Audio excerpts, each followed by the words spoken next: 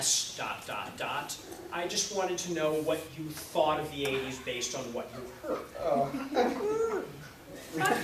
For the next question, in 1980, the United States boycotted the Summer Olympics in Moscow to protest the Soviet invasion of Afghanistan, but that happened after we beat the Soviets in hockey in the 1980 Winter Olympics, which is the greatest sports upset ever. The Soviet bloc boycotted the 1984 Summer Olympics in LA. My question for you is, what do you think about the Olympics, or even professional sports, being politicized? Joe.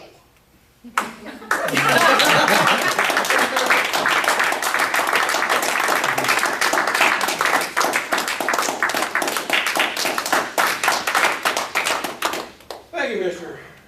Table Topics Master.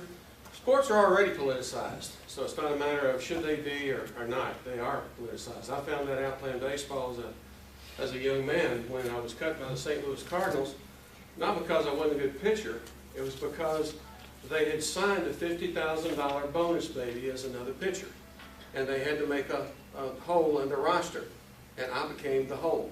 And that's when I learned that professional sports is a business.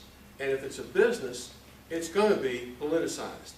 And it has been. So I don't have anything very cheerful to say about whether or not business should be politicized, like in the case of the Olympics. I frankly think it's a ridiculous way for countries to behave to not allow people to participate internationally in good spirit because of some political disagreement. That's basically the bottom line for me. That's just like, should they have in the Olympics, should they have musicians? Why not have musicians compete in the Olympics? I had a kid the other day. He says, I want to participate in the Olympics. I said, well, what are you going to do in the Olympics? What sport? He said, well, it's not a sport yet, but music is going to be an Olympic event. And he said, I'm going to participate in it. I said, well, what kind of music? I said, do you play an instrument?